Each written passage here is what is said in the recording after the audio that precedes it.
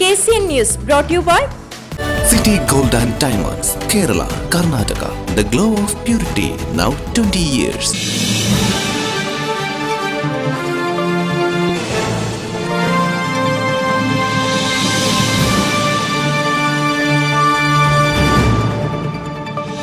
ನಮಸ್ಕಾರ. KCN ಜಿಲ್ಲಾ ವಾರ್ತೆಗಳಿಗೆ ಸ್ವಾಗತ. ಮೊದಲಿಗೆ ಮುಖ್ಯಾಂಶಗಳು. ಉಕ್ರೇನ್ ದಾಳಿಯಲ್ಲಿ ಮೃತಪಟ್ಟ ಅಖಿಲ್ ಜೋಯನ್ ಮೃತದೇಹ ತರುವ ಪ್ರಕ್ರಿಯೆ ಆರಂಭ. ಜೋಯನ್ ಹಾಗೂ ಸ್ಯಾಲಿ ದಂಪತಿಯ ಏಕೈಕ ಪುತ್ರನಾಗಿದ್ದ ಅಖಿಲ್ ನಿಶ್ಚಿತಾರ್ಥದ ಬಳಿಕ 1 ತಿಂಗಳ ಹಿಂದೆ ಕೆಲಸಕ್ಕೆ ಮರಳಿದ್ದರು. ಬಟ್ಟತೂರು ಅಂಡರ್ ಪಾಸ್ ಬಳಿ 24 ಗಂಟೆಯಲ್ಲಿ 2 ಜನ ಮೃತಪಟ್ಟ ಘಟನೆ. ಕುನಿಯ ಅರಫಾ ನಗರದ ಅಶ್ರಫ್ ಅವರ ಪತ್ನಿ ಫೌಜಿಯಾ ಹಾಗೂ ಬಟ್ಟತೂರು ಪೂವಂಚಾಲ್ ನಿವಾಸಿ ವೈಶಾಖಕ್ಕೆ ಮೃತಪಟ್ಟ ದುರ್ದೈವಿಗಳು. ಕಣ್ಣೂರು ವಿಮಾನ ನಿಲ್ದಾಣದಲ್ಲಿ ಕಸ್ಟಮ್ಸ್ ಅಧಿಕಾರಿಗಳ ವಿರುದ್ಧ ಕಾಸರಗೋಡು ನಿವಾಸಿಯಿಂದ ಗಂಭೀರ ದೂರು. ತಪಾಸಣೆಯ ಹೆಸರಿನಲ್ಲಿ ಮಾನಸಿಕ ಹಿಂಸೆ, ಅವಮಾನವೆಂದು ಆರೋಪ. ಘಟನೆಯ ಕುರಿತು KCN ನ್ಯೂಸಿನಲ್ಲಿ ಹೇಳಿಕೆ. ಉಪ್ಪಳ ದೇರಂಬಲಂ ಅಡಿಕೆ ಮರದ ಸೇತುವೆಯಿಂದ ನದಿಗೆ ಬಿದ್ದು ವಿದ್ಯಾರ್ಥಿನಿಗೆ ಗಾಯ. ಸೇತುವೆ ಪುನರ್ನಿರ್ಮಾಣಕ್ಕೆ ಒತ್ತಾಯಿಸಿ ಸ್ಥಳೀಯರಿಂದ ಪ್ರತಿಭಟನೆ ತೀವ್ರ. ಮಂಜೇಶ್ವರ ರೈಲು ನಿಲ್ದಾಣದ ಪ್ಲಾಟ್ಫಾರ್ಮ್ಗಳಲ್ಲಿ ಸೌಲಭ್ಯದ ಅಭಾವ. ದೈನಂದಿನ ಪ್ರಯಾಣಿಕರ ಸಂಕಷ್ಟಕ್ಕೆ ಇನ್ನೂ ಪರಿಹಾರವಿಲ್ಲ. ಕಾಸರಗೋಡು ಸರ್ಕಾರಿ ಕಾಲೇಜಿನಲ್ಲಿ ದಿ ಫೋಕ್ ಕಾರ್ನಿವಲ್ ಕಾರ್ಯಕ್ರಮ. ಪ್ರಮುಖ ಗಣ್ಯರ ಉಪಸ್ಥಿತಿಯಲ್ಲಿ ನಡೆದ ಕಾರ್ಯಕ್ರಮಕ್ಕೆ ಅದ್ಧೂರಿಯ ಚಾಲನೆ. ವಾರ್ತೆಗಳು ವಿವರವಾಗಿ. ಉಕ್ರೇನ್ನಲ್ಲಿ ರಷ್ಯಾದ ದಾಳಿಯ ಸಂದರ್ಭದಲ್ಲಿ ಸಾವನ್ನಪ್ಪಿದ ಕಾಸರಗೋಡು ವೆಳ್ಳರಿಕುಂಡು ನಿವಾಸಿ ಅಖಿಲ್ ಜೋಯನ್ ಅವರ ಮೃತದೇಹವನ್ನು ದೇಶಕ್ಕೆ ತರುವ ಪ್ರಕ್ರಿಯೆಯನ್ನು ವಿದೇಶಾಂಗ ಸಚಿವಾಲಯ ಪ್ರಾರಂಭಿಸಿದೆ. ಕ್ಷಿಪಣಿ ದಾಳಿಯಲ್ಲಿ 4 ಭಾರತೀಯರು ಸೇರಿದಂತೆ 10 ಮಂದಿ ಸಾವನ್ನಪ್ಪಿದ್ದರು. ನಿಶ್ಚಿತಾರ್ಥದ ಬಳಿಕ ಅಖಿಲ್ 1 ತಿಂಗಳ ಹಿಂದೆ ತನ್ನ ಕೆಲಸದ ಸ್ಥಳಕ್ಕೆ ಮರಳಿದ್ದರು. ಜೋಯನ್, ಸ್ಯಾಲಿ ದಂಪತಿಯವರ ಏಕೈಕ ಪುತ್ರರಾಗಿದ್ದಾರೆ ಅಖಿಲ್. ತನ್ನ 19ನೇ ವಯಸ್ಸಿನಲ್ಲಿ ಹಡಗನ್ನು ಸೇರಿದ್ದರು ಅಖಿಲ್. ಅತ್ಯುತ್ತಮ ಹಗ್ಗಜಗ್ಗಾಟದ ಆಟಗಾರ ಎಂಬ ಜನಪ್ರಿಯತೆ ಇವರಿಗಿದೆ. ಉಕ್ರೇನ್ ಕರಾವಳಿಯಲ್ಲಿ ಸರಕು ಹಡಗಿನ ಮೇಲೆ ರಷ್ಯಾದ ದಾಳಿಯಲ್ಲಿ ಮಲಯಾಳಿ ಸೇರಿದಂತೆ 4 ಭಾರತೀಯರು ಸಾವನ್ನಪ್ಪಿದ್ದಾರೆ. ಒಟ್ಟಾಗಿ 10 ಮಂದಿ ಈ ದುರಂತದಲ್ಲಿ ಮೃತಪಟ್ಟಿದ್ದಾರೆ.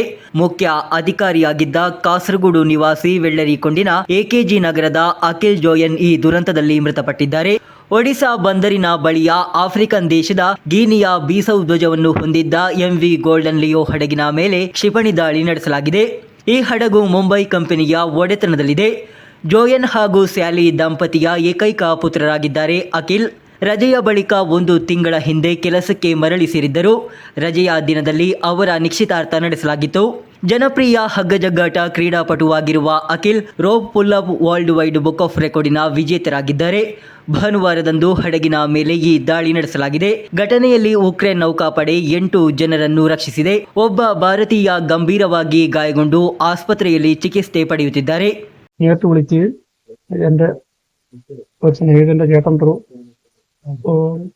ഇന്നലെ തന്നെ MP-നെ ഡയറക്റ്റ് വിളിച്ച് MP പാർലമെന്റിലേക്ക് പോകാൻ വേണ്ടി നിൽക്കുന്ന സമയത്ത് പുള്ളി PA-യുടെ നമ്പർ തരാമെന്ന് പറയുകയും അങ്ങനെ PA ആയിട്ട് ബന്ധപ്പെടുകയും ചെയ്തിട്ട് ഞങ്ങൾ പാർലമെന്റിൽ വരെ ഈ കാര്യങ്ങൾ എത്തിക്കുകയുണ്ടായി.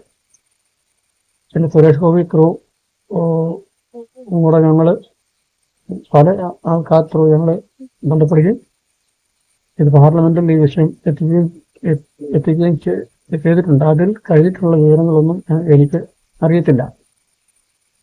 പിന്നെ ഏതോ ഇതിൽ ഒരു വാട്സാപ്പ് ന്യൂസിനകത്തോ അല്ലെങ്കിൽ ഇതിനോ ഞാൻ ജസ്റ്റ് ഒന്ന് കണ്ടു. ഈ മുഖ്യമന്ത്രി ഓഫീസും നോർക്കയുമായിട്ട് ബന്ധപ്പെട്ട് ഉണ്ടെന്നുള്ളതാണ് എനിക്ക് അറിയാൻ പറ്റുക. അതിന്റെ സത്യാവസ്ഥയൊന്നും എനിക്ക് അറിയത്തില്ല. അതിൽ എത്രമാത്രം സത്യം ഉണ്ടെന്നും അറിയത്തില്ല. എന്താണേലും എത്രയും പെട്ടെന്ന് ഞങ്ങളുടെ കൊച്ചിനെ ഇങ്ങോട്ട് ഒന്ന് എത്തിക്കുന്നത് മാത്രമേ ഞങ്ങൾക്ക് പറയാനുള്ളൂ. News bureau Kasaragod. ರಾಷ್ಟ್ರೀಯ ಹೆದ್ದಾರಿ ಬಟ್ಟತೂರು ಅಂಡರ್ ಪಾಸ್ ಬಳಿ ಕಳೆದ 24 ಗಂಟೆಗಳಲ್ಲಿ ನಡೆದ ವಿಭಿನ್ನ ರಸ್ತೆ ಅಪಘಾತಗಳಲ್ಲಿ ಮಹಿಳೆ ಸೇರಿದಂತೆ 2 ಸಾವನ್ನಪ್ಪಿದ್ದು 5 ಗಾಯಗೊಂಡಿದ್ದಾರೆ. ಕುನಿಯ ಅರಫಾ ನಗರದ ಅಶ್ರಫ್ ಅವರ ಪತ್ನಿ ಫೌಜಿಯಾ ಹಾಗೂ ಬಟ್ಟತೂರು ಪೂವಂಚಾಲ್ ನಿವಾಸಿ ಕೆ ವೈಶಾಖ್ ವಿಭಿನ್ನ ಅಪಘಾತಗಳಲ್ಲಿ ಮೃತಪಟ್ಟಿದ್ದಾರೆ. ಪದೇ ಪದೇ ಸಂಭವಿಸುತ್ತಿರುವ ಅಪಘಾತಗಳ ಹಿನ್ನೆಲೆಯಲ್ಲಿ ಸರ್ವಿಸ್ ರಸ್ತೆಯನ್ನು ಮುಚ್ಚಲಾಗಿದೆ. ಪೊಯ್ನಾಚಿ ಬಟ್ಟತ್ತೂರಿನಲ್ಲಿ ಆದಿತ್ಯವಾರ ಹಾಗೂ ಸೋಮವಾರ ನಡೆದ 2 ಪ್ರತ್ಯೇಕ ರಸ್ತೆ ಅಪಘಾತದಲ್ಲಿ ಮಹಿಳೆ ಹಾಗೂ ಯುವಕ ಸಾವನ್ನಪ್ಪಿದ್ದಾರೆ. ಕುನಿಯ ಅರಫಾ ನಗರದ ಅಶ್ರಫ್ ಅವರ ಪತ್ನಿ ಫೌಜಿಯಾ, ಬಟ್ಟತ್ತೂರು ಪೂವಂಜಾಲ್ ಮನೆಯ ಕೆ ವೈಶಾಖ್ ಅಪಘಾತದಲ್ಲಿ ಸಾವನ್ನಪ್ಪಿದ್ದಾರೆ. 19ರಂದು ಮಧ್ಯಾಹ್ನ 1:30 ಸುಮಾರಿಗೆ ಕಾಸರಗೋಡಿನಿಂದ ಕಾಞಂಗಾಡಿಗೆ ಪ್ರಯಾಣಿಸುತ್ತಿದ್ದ ಕಾರು ನಿಯಂತ್ರಣ ತಪ್ಪಿ ಪಲ್ಟಿಯಾಗಿ ಫೌಜಿಯಾ ಸಾವನ್ನಪ್ಪಿದ್ದಾರೆ. ಅಪಘಾತದ ಬಳಿಕ ಗಂಭೀರ ಗಾಯಗಳೊಂದಿಗೆ ಚೆಂಗಳದ ಖಾಸಗಿ ಆಸ್ಪತ್ರೆಯಲ್ಲಿ ಚಿಕಿತ್ಸೆ ಪಡೆಯುತ್ತಿದ್ದರು. ಅವರು ನಿನ್ನೆ ಮಧ್ಯಾಹ್ನ ನಿಧನರಾದರು. ಕಾರಿನಲ್ಲಿದ್ದ ಸಂಬಂಧಿಕರಾದ ಸಫರಿಯಾ, ಮಕ್ಕಳಾದ ಆಯಿಷತ್ ನಸ್ಬಾ, ಅಯಾನ್, ಸುಲೇಖಾ, 2 ವರ್ಷದ ಮಗು ಸೇರಿದಂತೆ ಅಪಘಾತದಲ್ಲಿ ಗಾಯಗೊಂಡಿದ್ದಾರೆ. ಇವರು ಕಾಸರಗೋಡಿನ ಖಾಸಗಿ ಆಸ್ಪತ್ರೆಯಲ್ಲಿ ಚಿಕಿತ್ಸೆಯಲ್ಲಿದ್ದಾರೆ. ಉದುಮಾ ಪಕ್ಯಾರದ ಪಿಎ ಅಲಿ ಹಾಗೂ ಖದೀಜಾ ಅವರ ಪುತ್ರಿಯಾಗಿದ್ದಾರೆ ಫೌಜಿಯಾ. ಮಕ್ಕಳಾದ ಫಾದಿಯಾ, ಶಿಫಾನಾ, ಸಿನಾನ್, ಸಹೋದರರಾದ ಫಾಯಿಜ್, ಫಯಾಸ್ ಒಳಗೊಂಡಿದ್ದಾರೆ. ಇದರ ಬಳಿಕ ಸೋಮವಾರ ಮಧ್ಯಾಹ್ನ ಪೊಯ್ನಾಚಿ ಬಟ್ಟತ್ತೂರಿನಲ್ಲಿ 12:30 ಸುಮಾರಿಗೆ ನಿಯಂತ್ರಣ ತಪ್ಪಿದ ಕಾರು ಡಿಕ್ಕಿ ಹೊಡೆದು ವೈಶಾಖ್ ಸಾವನ್ನಪ್ಪಿದ್ದರು. ಪಾದಚಾರಿ ಮಾರ್ಗದ ಬಳಿಯ ಸರ್ವಿಸ್ ರಸ್ತೆಗೆ ಹೋಗುವ ಸ್ಥಳದಲ್ಲಿ ಕಾಞಂಗಾಡು ಬಸ್ಸಿಗಾಗಿ ಕಾಯುತ್ತಿದ್ದಾಗ ವೈಶಾಖಿಗೆ ಕಾರು ಡಿಕ್ಕಿ ಹೊಡೆದಿದೆ. ಗಂಭೀರವಾಗಿ ಗಾಯಗೊಂಡ ಯುವಕನನ್ನು ಕಾಞಂಗಾಡಿನ ಖಾಸಗಿ ಆಸ್ಪತ್ರೆಗೆ ಕರೆದೊಯ್ಯಲಾಯಿತಾದರೂ ಜೀವ ಉಳಿಸಲಾಗಲಿಲ್ಲ. ಕಾಞಂಗಾಡಿನ ಕಾರು ಮಾರಾಟಗಾರ ಉದ್ಯೋಗಿಯಾಗಿದ್ದ ವೈಶಾಖಕ್ಕೆ ಕಮಲಾಕ್ಷ ಹಾಗೂ ವೇದಾವತಿ ಅವರ ಮಗನಾಗಿದ್ದಾನೆ. ಸಹೋದರಿ ವೈಷ್ಣವಿಯನ್ನು ಆಗಲಿದ್ದಾರೆ.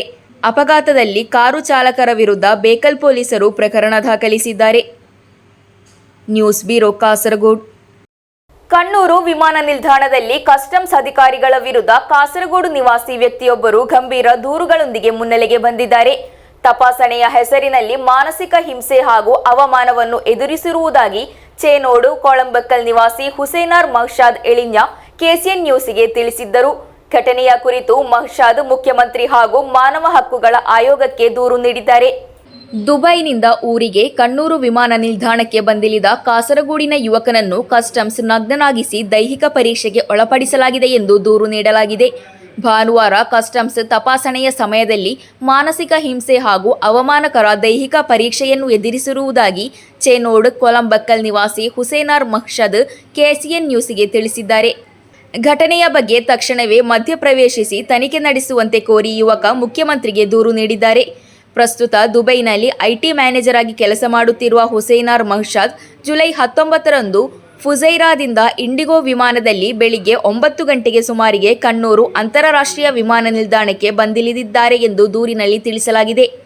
ತನ್ನ ಊರಿಗೆ ಹತ್ತಿರದ ವಿಮಾನ ನಿಲ್ದಾಣ ಮಂಗಳೂರು ಆಗಿದ್ದರೂ ಕೇರಳದ ವಿಮಾನ ನಿಲ್ದಾಣವನ್ನು ಬೆಂಬಲಿಸುವ ಉದ್ದೇಶದಿಂದ ಹೆಚ್ಚುವರಿ ವೆಚ್ಚದಲ್ಲಿ ಕಣ್ಣೂರಿಗೆ ಬಂದಿಳಿದಿದ್ದೇನೆ ಎಂದು, ಇದಕ್ಕಾಗಿ ಟಿಕೆಟ್ ದರ ಹಾಗೂ ಪ್ರಯಾಣ ವೆಚ್ಚಕ್ಕಾಗಿ ಸಾವಿರಾರು ರೂಪಾಯಿಗಳನ್ನು ಹೆಚ್ಚುವರಿಯಾಗಿ ಖರ್ಚು ಮಾಡಿದ್ದೇನೆ ಎಂದು ಯುವಕ ಹೇಳುತ್ತಾನೆ. ವಿಮಾನ ನಿಲ್ದಾಣದಲ್ಲಿ ಕಸ್ಟಮ್ಸ್ ತಪಾಸಣೆಯ ಸಮಯದಲ್ಲಿ ಮಹಿಳಾ ಅಧಿಕಾರಿಯೊಬ್ಬರು ಪಾಸ್ಪೋರ್ಟ್ ಅನ್ನು ಪರಿಶೀಲಿಸಿದರು ಹಾಗೂ ಮಂಗಳೂರು ವಿಮಾನ ನಿಲ್ದಾಣವು ಹತ್ತಿರದಲ್ಲಿರುವಾಗ ನೀವು ಕಣ್ಣೂರಿಗೆ ಏಕೆ ಬಂದಿಳಿದಿದ್ದೀರಿ ಎಂದು ಪ್ರಶ್ನಿಸಿದ್ದಾರೆ. ಅವರು ಕಣ್ಣೂರು ವಿಮಾನ ನಿಲ್ದಾಣವನ್ನು ಬೆಂಬಲಿಸಲು ನಿರ್ಧರಿಸಿದ್ದಾರೆ ಎಂದು ದೂರಿನಲ್ಲಿ ವಿವರಿಸಲಾಗಿದೆ. ಬಳಿಕ ಲಗೇಜ್ ಸ್ಕ್ಯಾನ್ ಮಾಡಲಾಯಿತಾದರೂ ಯಾವುದೇ ಅಕ್ರಮ ವಸ್ತುಗಳು, ಚಿನ್ನ ಅಥವಾ ಅನುಮಾನಾಸ್ಪದ ವಸ್ತುಗಳು ಕಂಡುಬಂದಿಲ್ಲ. ಆದರೂ ತನ್ನನ್ನು പ്രത്യേക ಕೊಠಡಿಗೆ കರೆದೊಯ್ದು ದೇಹ പരിശീലನೆಗೆ ಒಳಪಡಿಸಲಾಯಿತು ಎಂದು ആരോപിಸುತ್ತಾನೆ. ഞാൻ കണ്ണൂരിൽ വന്നിറങ്ങിയത് അവർക്ക് ഇഷ്ടപ്പെട്ടില്ല എന്ന് തോന്നുന്നു. അവർ പൂർണ്ണമായിട്ട് എന്നെ അപമാനിച്ച് എൻ്റെ വസ്ത്രങ്ങളെല്ലാം അയച്ചു മാറ്റി. എന്നിട്ട് പിന്നെ ഡ്രസ്സ് ഇട്ടിട്ട് വരുമ്പോഴേക്കും ഒരു 10-20ഓളം പേര് ചേർന്ന് കസ്റ്റംസും സപ്പോർട്ടിംഗ് സ്റ്റാഫെല്ലാം കൊടുത്ത് അപമാനിച്ച്, കൂട്ടമായിട്ട് അപമാനിച്ച് അവരെ പിന്നെ കളിയാക്കി. അത് മാനസികമായിട്ട് എന്നെ വല്ലാത്ത വിഷമതയിലേക്ക് പോയിട്ടുണ്ട്. കാരണം ഒന്നാമതായിട്ട് ദുബായിലുള്ള ഇപ്പോൾ സാഹചര്യം അറിയും, ജോലിയുടെ പ്രശ്നങ്ങൾ, അതൊക്കെ കൊണ്ടാണ് ഞാനിപ്പോൾ നാട്ടിലേക്ക് വന്നത് തന്നെ. അപ്പോൾ ഈ കസ്റ്റംസിൻ്റെ ഭാഗത്തുണ്ടായ ഇത് കൂടിയിട്ട് നമ്മളൊക്കെ മാനസികമായിട്ട് ഒരുപാട് തകർന്ന്. അതുകൊണ്ടാണ് ഞാൻ മുഖ്യമന്ത്രിക്കും പിന്നെ അതോടൊപ്പം തന്നെ നോർക്കയിൽ കംപ്ലയിൻറ്റ് കൊടുത്തിട്ടുണ്ട്, ഹ്യൂമൻ റൈറ്റ് പിന്നെ സംസ്ഥാന ഹ്യൂമൻ റൈറ്റിനും കൊടുത്തിട്ടുണ്ട്, നാഷണൽ ഹ്യൂമൻ റൈറ്റിനും കൊടുത്തിട്ടുണ്ട്. പിന്നെ ആവശ്യപ്പെട്ടത് CCTV ദൃശ്യങ്ങൾ സംരക്ഷിക്കണം. പിന്നെ CCTV ദൃശ്യങ്ങൾ കഴിഞ്ഞ കാണാൻ പുറത്തു വിടണം. അതിലുണ്ട് എന്താണ് സംഭവിച്ചതെന്നും കംപ്ലീറ്റ് ആയിട്ടുള്ള ഇതുണ്ട്. പിന്നെ എന്തിനാണ് എന്നെ പിന്നെ ഇത്രയും അപമാനിക്കാനുള്ള കാരണം, ഡ്രസ്സ് അയച്ചിട്ടുള്ള പരിശോധനയ്ക്ക് പോയ കാരണം അതെനിക്കറിയണം. എന്തെങ്കിലും ഇൻഫർമേഷൻ ആണോ, അല്ലെങ്കിൽ ഞാൻ ഒരു കാസർഗോട്ടാനായത് കണ്ണൂരിൽ ഇറങ്ങിയതാണോ അവരുടെ സംശയം, അതെനിക്കറിയണം. ഇനി ഒരിക്കലും പിന്നെ മറ്റൊരാൾക്കും ഈ ഒരു അനുഭവം ഉണ്ടാകാൻ പാടില്ല. അതിനു വേണ്ടിയിട്ടാണ് ഞാൻ. ತಪಾಸಣೆಯ ಕೊನೆಯಲ್ಲಿ ಯಾವುದೇ ನಿಯಮವಿರುದ್ಧ ವಸ್ತುಗಳು ಕಂಡುಬಂದಿಲ್ಲ ಎಂದು ಅವರು ಸ್ಪಷ್ಟಪಡಿಸಿದರು. ಆದರೆ ತಪಾಸಣೆಯ ಬಳಿಕ ಹೊರಬಂದಾಗ ಹಲವಾರು ಕಸ್ಟಮ್ಸ್ ಅಧಿಕಾರಿಗಳು ಹಾಗೂ ವಿಮಾನ ನಿಲ್ದಾಣದ ಸಿಬ್ಬಂದಿಗಳು ಗುಂಪಿನಲ್ಲಿ ನಿಂತು ನಗುತ್ತಾ ಮತ್ತು ಅಪಹಾಸ್ಯ ಮಾಡುವುದನ್ನು ನೋಡಿ ಅವರನ್ನು ಅವಮಾನಿಸಲಾಗುತ್ತಿದೆ ಎಂದು ಭಾವಿಸಿದರು. ಘಟನೆಯ ಬಗ್ಗೆ ಕಸ್ಟಮ್ಸ್ ಆಯುಕ್ತರಿಗೆ ದೂರು ನೀಡಿದ್ದು, ಸಿಸಿಟಿವಿ ದೃಶ್ಯಾವಳಿಗಳನ್ನು ತಕ್ಷಣವೇ ಸಂರಕ್ಷಿಸುವಂತೆ ವಿನಂತಿಸಿದ್ದೇನೆ ಎಂದು ದೂರಿನಲ್ಲಿ ತಿಳಿಸಲಾಗಿದೆ. ರಾಷ್ಟ್ರೀಯ ಮಾನವ ಹಕ್ಕುಗಳ ಆಯೋಗ, ರಾಜ್ಯ ಮಾನವ ಹಕ್ಕುಗಳ ಆಯೋಗಕ್ಕೆ ದೂರು ನೀಡಿದ್ದೇನೆ ಎಂದು ಯುವಕ ಹೇಳಿದ್ದಾನೆ. News bureau, Kasaragod. ಉಪ್ಪಳ ದೇರಂಬಲಂ ಸೇತುವೆಯನ್ನು ಪುನರ್ನಿರ್ಮಿಸಲು ಪ್ರತಿಭಟನೆಗಳು ತೀವ್ರಗೊಳ್ಳುತ್ತಿವೆ. ಸ್ಥಳದಲ್ಲಿ ಈಗ ಇರುವ ತಾತ್ಕಾಲಿಕ ಅಡಿಕೆ ಮರದ ಸೇತುವೆಯಿಂದ ನದಿಗೆ ಬಿದ್ದು ಕಾಲೇಜು ವಿದ್ಯಾರ್ಥಿಯೊಬ್ಬಳು ಗಾಯಗೊಂಡಿದ್ದಾರೆ. ಈ ಪ್ರದೇಶದ ನಿವಾಸಿ ಐತಪ್ಪ ಪೂಜಾರಿ ಅವರ ಪುತ್ರಿ ನಿಶ್ಮಿತಾ ಗಾಯಗೊಂಡ ವಿದ್ಯಾರ್ಥಿನಿ. ವರ್ಷಗಳ ಕಾಲ ಶಿಥಿಲಗೊಂಡಿದ್ದ ಮಡಂತೂರು ದೇರಂಬಲಂ ಸೇತುವೆಯನ್ನು ಪುನರ್ನಿರ್ಮಿಸದೇ ಇರುವುದು ಹಲವು ಅಪಘಾತಗಳಿಗೆ ಕಾರಣವಾಗಿದೆ. ಅಡಿಕೆ ಮರದ ಸೇತುವೆ ದಾಟುವಾಗ ನದಿಗೆ ಬಿದ್ದು ಕಾಲೇಜು ವಿದ್ಯಾರ್ಥಿನಿ ಗಾಯಗೊಂಡಿದ್ದಾಳೆ. ಪ್ರದೇಶ ನಿವಾಸಿಯಾದ ಐತಪ್ಪ ಪೂಜಾರಿಯ ಮಗಳು ನಿಶ್ಮಿತಾ ಅಪಘಾತಕ್ಕೀಡಾದ ವಿದ್ಯಾರ್ಥಿಯಾಗಿದ್ದಾಳೆ. ಸಹೋದರಿ ಸುಷ್ಮಿತಾ ಅವರ ಕೈ ಹಿಡಿದು ಅಡಿಕೆ ಮರದ ಸೇತುವೆ ದಾಟುವಾಗ ನಿಶ್ಮಿತಾ ನದಿಗೆ ಬಿದ್ದಿದ್ದಾಳೆ. ಸ್ಥಳೀಯ ನಿವಾಸಿ ಉದಯನ್ ನದಿಗೆ ಇಳಿದು ರಕ್ಷಿಸಿದ್ದು, ಇದರಿಂದ ದೊಡ್ಡ ದುರಂತವೊಂದು ತಪ್ಪಿದೆ. ಗಾಯಗೊಂಡ ನಿಶ್ಮಿತಾಳನ್ನು ಕಾಸರಗೋಡು ಜನರಲ್ ಆಸ್ಪತ್ರೆಗೆ ದಾಖಲಿಸಲಾಯಿತು. ಬಸ್ಸಿನಿಂದ ಇಳಿದು ಮೀಂಜಾ ಕಡೆಗೆ ಹೋಗುತ್ತಿದ್ದಾಗ ಕಳೆದ ದಿನ ಸಂಜೆ ಈ ಅಪಘಾತ ಸಂಭವಿಸಿದೆ. 1999-2000 ಕಾಲಘಟ್ಟದಲ್ಲಿ ಜಿಲ್ಲಾ ಪಂಚಾಯತ್ ಉಪ್ಪಳ ನದಿಗೆ ನಿರ್ಮಿಸಿದ ಮಡಂತೂರು ದೇರಂಬಲಂ ಸೇತುವೆ ಬಲವಾದ ಮರಳು ಸವೆತದಿಂದಾಗಿ ಅದರ ಕಂಬಗಳು ದುರ್ಬಲಗೊಂಡು ವರ್ಷಗಳ ಹಿಂದೆ ಕುಸಿದಿದೆ. ಸೇತುವೆ ಕುಸಿದುದರಿಂದ ಉಪ್ಪಳ ಕಲ್ಲಿಂಗಲೆ ರಾಷ್ಟ್ರೀಯ ಹೆದ್ದಾರಿ ಹಾಗೂ ಎತ್ತರದ ಪ್ರದೇಶದ ಹೆದ್ದಾರಿಗೆ ಸುಲಭವಾಗಿ ಪ್ರವೇಶಿಸಲು ಮುಖ್ಯ ಮಾರ್ಗವು ಮುಚ್ಚಲಾಗಿದೆ. ಕಾಂಕ್ರೀಟ್ ಪಾದಚಾರಿ ಸೇತುವೆಯಾಗಿದ್ದ ಇದು ಪಾದಚಾರಿಗಳು ಹಾಗೂ ದ್ವಿಚಕ್ರ ವಾಹನ ಸವಾರರು ವ್ಯಾಪಕವಾಗಿ ಬಳಸುತ್ತಿದ್ದರು. ಸೇತುವೆಯ ಎರಡು ಬದಿಗಳಲ್ಲಿ ಟಾರ್ ರಸ್ತೆ ನಿರ್ಮಾಣದೊಂದಿಗೆ ಸ್ಥಳೀಯರು ಮುಖ್ಯವಾಗಿ ಈ ಮಾರ್ಗವನ್ನು ಅವಲಂಬಿಸಿದ್ದರು. ಸುಮಾರು 10 ಕಿಲೋಮೀಟರ್ ವ್ಯಾಪ್ತಿಯೊಳಗಿನ ಜನರು ಬಳಸುತ್ತಿದ್ದ ಮುಖ್ಯ ಸೇತುವೆ ನಾಶವಾಯಿತು. ಆದರೆ ಅಧಿಕಾರಿಗಳು ಇನ್ನೂ ಅದನ್ನು ಪುನರ್ನಿರ್ಮಿಸಲು ಕ್ರಮ ಕೈಗೊಂಡಿಲ್ಲ. ಸೇತುವೆ ಕುಸಿದ ಬಳಿಕ ಜನರು ತಮ್ಮ ಜೀವವನ್ನು ಪಣಕ್ಕಿಟ್ಟು ಅಡಿಕೆ ಮರದ ಸೇತುವೆಯನ್ನು ಬಳಸಬೇಕಾಗಿದೆ.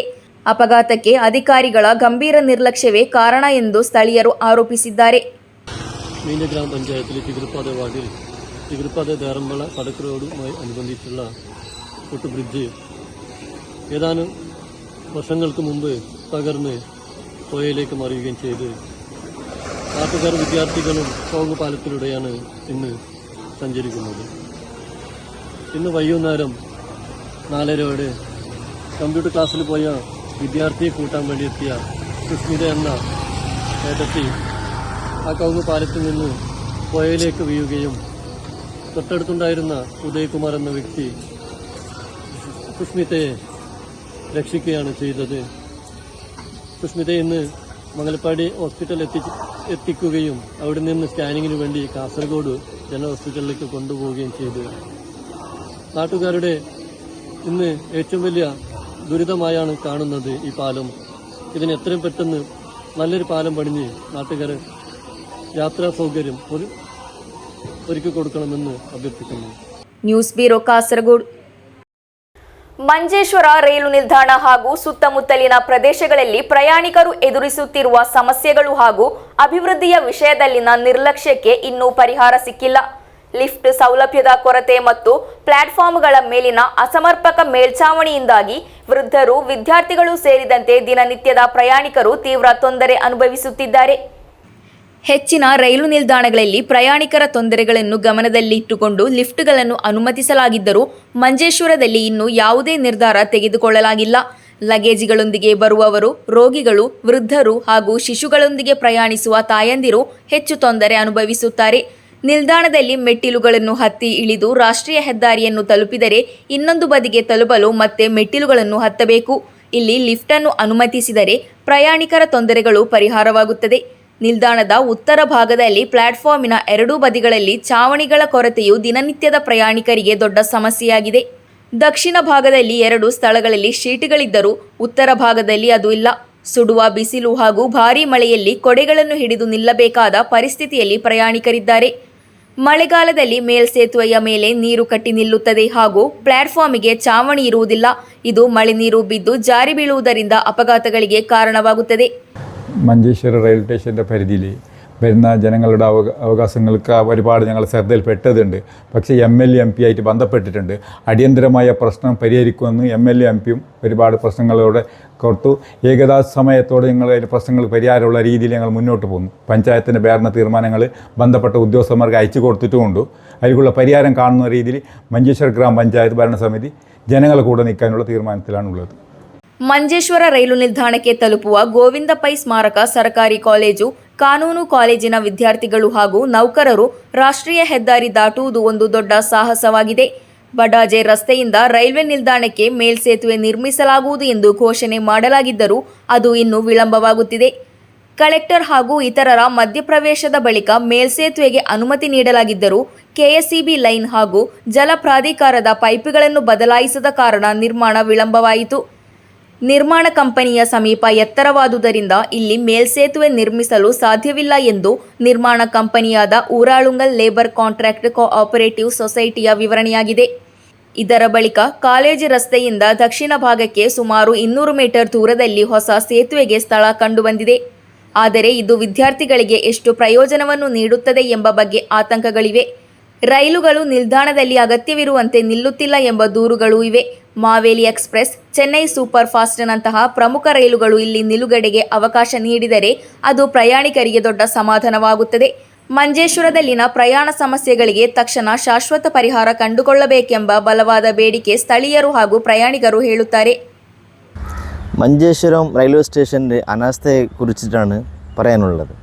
മഞ്ചേശ്വരം റെയിൽവേ സ്റ്റേഷനിൽ കാലങ്ങളായി മാറി മാറി വരുന്ന ഗവൺമെൻറ് സർക്കാരുകൾ, ഈവൻ നമ്മളെ കരുണാകരൻ മുതൽ രാജ്മോഹൻ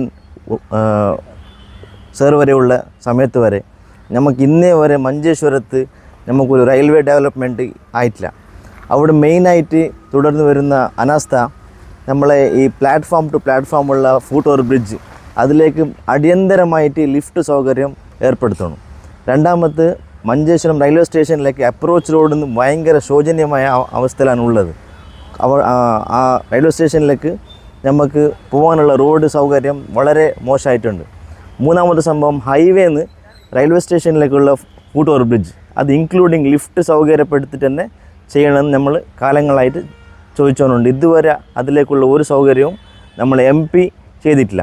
വെറും നമ്മൾ പത്രമാധ്യമങ്ങളിൽ വരുന്ന 50 ലക്ഷം 1 കോടി 25 ലക്ഷം പാസ്സായി എന്നല്ലാണ്ട് അവിടെ ഒരു ഫോഴ്സും അവിടെ എക്സിക്യൂട്ട് ആകുന്നില്ല. ആക്ഷനായിട്ട് ഒരു സംഭവം നടക്കുന്നില്ല നമ്മുടെ നാട്ടിൽ. അതിന് വേണ്ടിയിട്ട് നമ്മൾ ജനങ്ങൾ വളരെ ദേഷ്യത്തോടു കൂടി നമ്മുടെ MPയോടും എല്ലാ ബന്ധപ്പെട്ട ആളുകളോട് സംസാരിച്ചിട്ടും ഇതുവരെ അതിലേക്കുള്ളൊരു പരിഹാരമായിട്ടില്ല. ഇനി നമുക്ക് അതിലേക്കുള്ള അടിയന്തരമായിട്ട് ഈ വിഷയത്തിൽ നമ്മുടെ MP ശ്രദ്ധ ചെലുത്തിയിട്ട് ഇതിലേക്കുള്ള പരിഹാരം ഉടൻ തന്നെ ഉണ്ടാകുമെന്ന് നമ്മൾ പ്രതീക്ഷിക്കുന്നു. Abdul Rahman Udyavar, news bureau Manjeshwar. ಸಪ್ತಭಾಷಾ ಸಂಗಮ ಭೂಮಿಯಾದ ಕಾಸರಗೋಡಿನ ಸಾಂಸ್ಕೃತಿಕ ಗುರುತನ್ನು ಎತ್ತಿ ತೋರಿಸುವ ಜಾನಪದ ಸಂಪ್ರದಾಯ, ಪರಂಪರೆ ಮತ್ತು ಇತಿಹಾಸವನ್ನು ಪರಿಚಯಿಸುವ ದಿ ಫೋಕ್ ಕಾರ್ನಿವಲ್ ಸರ್ಕಾರಿ ಕಾಲೇಜಿನಲ್ಲಿ ಉತ್ಸಾಹಭರಿತವಾಗಿ ಆರಂಭಗೊಂಡಿತು. ಕ್ಯಾಂಪಸ್ ಹಾಗೂ ಸಾರ್ವಜನಿಕರನ್ನು ಒಗ್ಗೂಡಿಸುವ ಉದ್ದೇಶದಿಂದ ಕಣ್ಣೂರು ವಿಶ್ವವಿದ್ಯಾಲಯದ ವಿದ್ಯಾರ್ಥಿ ಸಂಘದ ನೇತೃತ್ವದಲ್ಲಿ ಕಾರ್ನಿವಲ್ ಆಯೋಜಿಸಲಾಗಿದೆ. ಶಾಸಕರಾದ ಕಲ್ಲಡ್ರ ಮಾಹಿನ್ ಹಾಜಿ ಕಾರ್ಯಕ್ರಮವನ್ನು ಉದ್ಘಾಟಿಸಿದರು. 4 ವೇದಿಕೆಗಳಲ್ಲಿ 2 ದಿನಗಳಲ್ಲಿ ವಿವಿಧ ಕಾರ್ಯಕ್ರಮಗಳನ್ನು ನಡೆಸಲಾಗುತ್ತಿದೆ. ಮೊದಲ ದಿನವಾದ ಸೋಮವಾರ ಡಾಕ್ಯುಮೆಂಟರಿ ಫೆಸ್ಟ್, ಆಹಾರ ಮೇಳ, ಫಿಲ್ಮ್ ಫೆಸ್ಟ್, ಜಾನಪದ ಕಲಾ ಪ್ರದರ್ಶನ, ಪುಸ್ತಕ ಮೇಳ, ಜಾನಪದ ಕಲಾ ಸಂವಾದ ಹಾಗೂ ಯಕ್ಷಗೀತೆ ಪ್ರಸ್ತುತಿ ನಡೆಯಿತು. ಶಾಸಕ ಕಲ್ಲಡ್ರ ಮಾಹಿನ್ ಹಾಜಿ ಸಂಜೆ 5 ಗಂಟೆಗೆ ಕಾರ್ಯಕ್ರಮವನ್ನು ಉದ್ಘಾಟಿಸಿದರು. ವಿಶ್ವವಿದ್ಯಾಲಯದ ಒಕ್ಕೂಟದ ಅಧ್ಯಕ್ಷ ನಂದಜ್ ಬಾಬು ಕಾರ್ಯಕ್ರಮದ ಅಧ್ಯಕ್ಷತೆ ವಹಿಸಿದ್ದರು. ಜಿಲ್ಲಾ ಪಂಚಾಯತ್ ಅಧ್ಯಕ್ಷ ಸಾಬು ಅಬ್ರಹಾಂ, ಜಿಲ್ಲಾ ಪಂಚಾಯತ್ ಸದಸ್ಯ ಕೆ ಸಬೀಶ್ ಹಾಗೂ ಜಾನಪದ ಗಾಯಕ ಅದುಲ್ ನರುಕರ ಮುಖ್ಯ ಅತಿಥಿಯಾಗಿದ್ದರು. ಕಾಸರಗೋಡು ನಗರಸಭೆ ಅಧ್ಯಕ್ಷೆ ಶಾಹಿನಾ ಸಲೀಂ, ಕೌನ್ಸಿಲರ್ ಅನಿಲ್ ಚೆನ್ನಿಕರ, ಸರಕಾರಿ ಕಾಲೇಜು ಪ್ರಾಂಶುಪಾಲ VS ಅನಿಲ್ ಕುಮಾರ್, ಅಲ್ನಾ ವಿನೋದ್, ದಿಲ್ಜಿತ್ ಹಾಗೂ ಶ್ರೀರಾಗ್ ಮಾತನಾಡಿದರು. ವಿಶ್ವವಿದ್ಯಾನಿಲಯದ ಒಕ್ಕೂಟದ ಪ್ರಧಾನ ಕಾರ್ಯದರ್ಶಿ ಕವಿತಾ ಕೃಷ್ಣನ್ ಸ್ವಾಗತಿಸಿದರು. ಸಂಘಟನಾ ಸಮಿತಿ ಸಂಚಾಲಕ ಆದಿನನ್ ಚಟ್ಟಂಚಲ್ ಧನ್ಯವಾದವಿತ್ತರು. ಬಳಿಕ ಅದುಲ್ ನರುಗರ ಅವರಿಂದ ಸಂಗೀತ ಕಾರ್ಯಕ್ರಮ ನಡೆಯಿತು. News bureau Kasaragod. KMCC Bahrain Uduma ಮಂಡಲ ಸಮಿತಿಯ ಪೂರ್ಣಗೊಳಿಸಿದ ಮನೆಯ ಕೀಲಿಕೈ ಹಸ್ತಾಂತರ ಕಾರ್ಯಕ್ರಮವು ವಿಜೃಂಭಣೆಯಿಂದ ನಡೆಯಿತು. ತೈರಾ ಮುಸ್ಲಿಂ ಲೀಗ್ ಕಚೇರಿಯಲ್ಲಿ ನಡೆದ ಕಾರ್ಯಕ್ರಮವನ್ನು ಉದುಮಾ ಶಾಸಕ ಕೆ ನೀಲಕಂಠನ್ ಉದ್ಘಾಟಿಸಿದರು. ಕೆಎಂಸಿಸಿ ಬಹರೇನ್ ಉದುಮಾ ಮಂಡಲ ಸಮಿತಿಯು ಪೂರ್ಣಗೊಳಿಸಿದ ಮನೆಯ ಕೀಲಿಕೈ ಹಸ್ತಾಂತರ ಕಾರ್ಯಕ್ರಮ ತೈರಾ ಮುಸ್ಲಿಂ ಲೀಗ್ ಕಚೇರಿಯಲ್ಲಿ ನಡೆಯಿತು. ಭವ್ಯ ಸಮಾರಂಭದಲ್ಲಿ ಉದುಮಾ ಶಾಸಕ ಕೆ ನೀಲಕಂಠನ್ ಕಾರ್ಯಕ್ರಮವನ್ನು ಉದ್ಘಾಟಿಸಿದರು. ಕೆಎಂಸಿಸಿ ಬಹರೇನ್ ಉದುಮಾ ಮಂಡಲ ಅಧ್ಯಕ್ಷ ರಹಮಾನ್ ಕಟ್ಟಕಾಲ್ ಅಧ್ಯಕ್ಷತೆ ವಹಿಸಿದರು. ಉದುಮಾ ಮಂಡಲ ಮುಸ್ಲಿಂ ಲೀಗ್ ಅಧ್ಯಕ್ಷ ಕಲ್ಲಟ್ರ ಅಬ್ದುಲ್ ಖಾದರ್ ಹಾಜಿ ಮನೆಯ ಕೀಲಿಕೈಯನ್ನು ಮುಸ್ಲಿಂ ಯೂತ್ ಲೀಗ್ ಮಂಡಲ ಕೋಶಾಧಿಕಾರಿ ಮೊಯ್ದು ತೈರಾ ಅವರಿಗೆ ಹಸ್ತಾಂತರಿಸಿದರು. ಕೆಎಂಸಿಸಿ ಬಹರೇನ್ ರಾಜ್ಯ ಉಪಾಧ್ಯಕ್ಷ ಸಲೀಂ ತಳಂಗರ ಅವರು ಕಣ್ಣೂರು ವಿಶ್ವವಿದ್ಯಾಲಯದಲ್ಲಿ ಎಂಎ ಅರಬಿಕ್ನಲ್ಲಿ ಟಾಪರ್ ಆದ ಫಾತಿಮಾ ಎಂಎ ಅವರನ್ನು ಸನ್ಮಾನಿಸಿದರು. ಯುಡಿಎಫ್ ಮಂಡಲ ಸಂಚಾಲಕ ಹಾಗೂ ಮುಳಿಯಾರು ಪಂಚಾಯತ್ ಅಧ್ಯಕ್ಷ ಕೆಬಿ ಮೊಹಮ್ಮದ್ ಕುಂಜಿ, ಕೆಎಂಸಿಸಿ ಬಹರೇನ್ ವನಿತಾ ವಿಂಗ್ ಪ್ರಧಾನ ಕಾರ್ಯದರ್ಶಿ ಅಫ್ರಾ ಮುಹ್ಸಿನ್ ಚಮನಾಡ್, ಕೆಎಂಸಿಸಿ ಬಹರೇನ್ ಮಂಡಲ ಕೋಶಾಧಿಕಾರಿ ರಿಯಾಸ್ ಎಡನೀರ್, ಕೆಎಂಸಿಸಿ ಬಹರೇನ್ ಉದುಮಾ ಮಂಡಲ ಉಪಾಧ್ಯಕ್ಷ ಮಾರಾಯ ಅಬ್ಬು ಇಸ್ಸಾ, ಮನಾಫ್ ಚಮನಾಡ್, ಮಂಡಲ ಯೂತ್ ಲೀಗ್ ಅಧ್ಯಕ್ಷ ರೌಫ್ ಬಾವಿಕರ, ಮಂಡಲ ಯೂತ್ ಲೀಗ್ ಪ್ರಧಾನ ಕಾರ್ಯದರ್ಶಿ ಖಾದರ್ ಆಲೂರು, ಮಂಡಲ ಯೂತ್ ಲೀಗ್ ಕಾರ್ಯದರ್ಶಿ ಬಿಕೆ ಶಾ, ಕೆಎಂಸಿಸಿ ಉದುಮಾ ಸಂಯೋಜಕ Abbas Chemnad, Savad Powal, Muslim League, Youth League ಹಾಗೂ ಕೆಎಂಸಿಸಿ ಸಂಘಟನೆಯ ಮುಖಂಡರು ಶುಭ ಹಾರೈಸಿ ಮಾತನಾಡಿದರು. ಕೆಎಂಸಿಸಿ ಬಹರೇನ್ ಕಾಸರಗೋಡು ಜಿಲ್ಲಾ ಪ್ರಧಾನ ಕಾರ್ಯದರ್ಶಿ ರಿಯಾಸ್ ಪಟ್ಲ ಸ್ವಾಗತಿಸಿ ಕೆಎಂಸಿಸಿ ಉದುಮಾ ಮಂಡಲ ಉಪಾಧ್ಯಕ್ಷ ಯಾಸಿರ್ ಕುನಿಲ್ ಧನ್ಯವಾದವಿತ್ತರು. News bureau, Kasaragod. ಕೇರಳದ ಮಾಜಿ ಮುಖ್ಯಮಂತ್ರಿ ಹಾಗೂ ಜನಪ್ರಿಯ ನಾಯಕ ದಿವಂಗತ ಉಮ್ಮನ್ಚಾಂಡಿ ಅವರ ಸ್ಮರಣಾರ್ಥ ಮಂಜೇಶ್ವರ ಮೀಂಜಪಳ್ಳದಲ್ಲಿ ಸ್ಮರಣಾರ್ಥ ಸಭೆ ಹಾಗೂ ರಕ್ತದಾನ ಶಿಬಿರವನ್ನು ಆಯೋಜಿಸಲಾಯಿತು.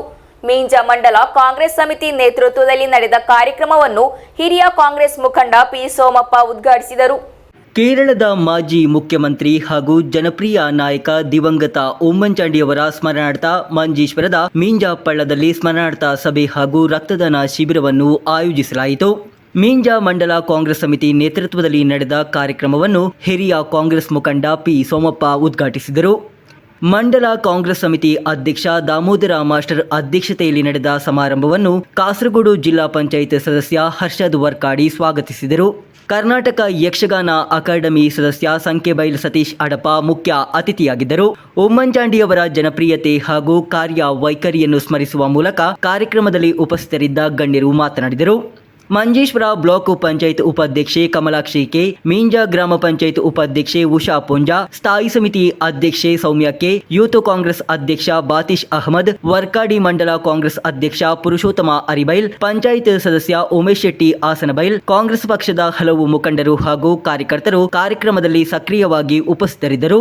ಕಾರ್ಯಕ್ರಮದಲ್ಲಿ ಮುಸ್ಲಿಂ ಲೀಗ್ ಮುಖಂಡರಾದ ಅಬ್ದುಲ್ ಮಜೀದ್ ಬಿಎ, ಇಲಿಯಸ್ ತುಮಿನಾಡ್, ಅನ್ಸರ್ ವರ್ಕಾಡಿ, ರಜಾಕ್ ಕೆದಂಬಾಡಿ, ಬದರುದ್ದೀನ್ ಪಾವೂರು ಮುಂತಾದವರು ಶುಭ ಹಾರೈಸಿ ಮಾತನಾಡಿದರು. Diwakar S J, Shanta R Naik, Ashish Kallur, Mohammed Haneef H A ಹಾಗೂ ಸಾಮಾಜಿಕ ಸಾಂಸ್ಕೃತಿಕ ಕ್ಷೇತ್ರದ ಹಲವು ಪ್ರಮುಖರು ಮತ್ತು ಕಾರ್ಯಕರ್ತರು ಕಾರ್ಯಕ್ರಮದಲ್ಲಿ ಭಾಗವಹಿಸಿದರು. Abdul Rahman Udyavar, news bureau, Manjeshwar. Kerala Arabic teachers federation ನೇತೃತ್ವದಲ್ಲಿ ನಡೆಯುವ ಆಲಿಫ್ ಅರಬಿಕ್ ಟ್ಯಾಲೆಂಟ್ ಟೆಸ್ಟ್ ಹಾಗೂ ಭಾಷಾ ಅನುಸ್ಮರಣ ಕಾರ್ಯಕ್ರಮವನ್ನು ಮಂಜೇಶ್ವರ ಉಪಜಿಲ್ಲೆ ವತಿಯಿಂದ ಉಪ್ಪಳದ ಮುಳಿಂಜ ಸರ್ಕಾರಿ ಎಲ್ಪಿ ಶಾಲೆಯಲ್ಲಿ ಆಯೋಜಿಸಲಾಯಿತು. ಉಪಜಿಲ್ಲೆಯ ವಿವಿಧ ಶಾಲೆಗಳಿಂದ ಎಲ್ಪಿ, ಯುಪಿ, ಹೈಸ್ಕೂಲ್ ಹಾಗೂ ಹೈಯರ್ ಸೆಕೆಂಡರಿ ವಿಭಾಗಗಳ ಸುಮಾರು 100ಕ್ಕೂ ಹೆಚ್ಚು ವಿದ್ಯಾರ್ಥಿಗಳು ಕಾರ್ಯಕ್ರಮದಲ್ಲಿ ಭಾಗವಹಿಸಿದರು. ಕಾರ್ಯಕ್ರಮವನ್ನು ಮಂಗಲ್ಪಾಡಿ ಗ್ರಾಮ ಪಂಚಾಯತ್ ಅಧ್ಯಕ್ಷ ಗೋಲ್ಡನ್ ಅಬ್ದುಲ್ ರಹಮಾನ್ ಉದ್ಘಾಟಿಸಿದರು.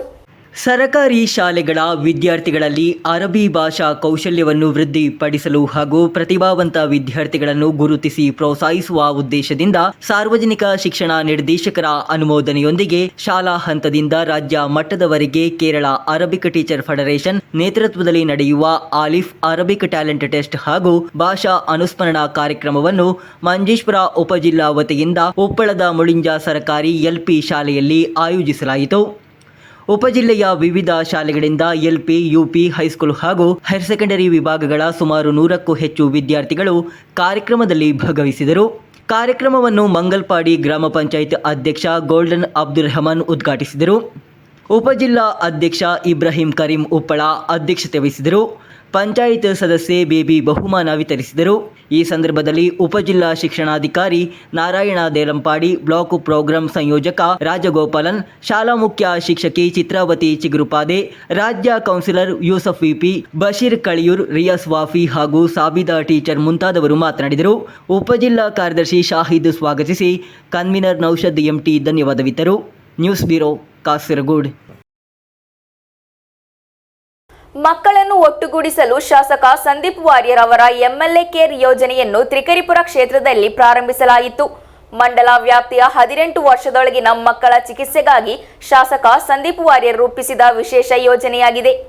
നിൽക്കുന്ന കുടുംബങ്ങളിലെ കുട്ടികളുടെ ചികിത്സയ്ക്ക് പരമാവധി സഹായം നൽകുന്ന MLA കെയർ എന്നൊരു പദ്ധതി ഇത് സർക്കാരിന്റെ ഫണ്ട്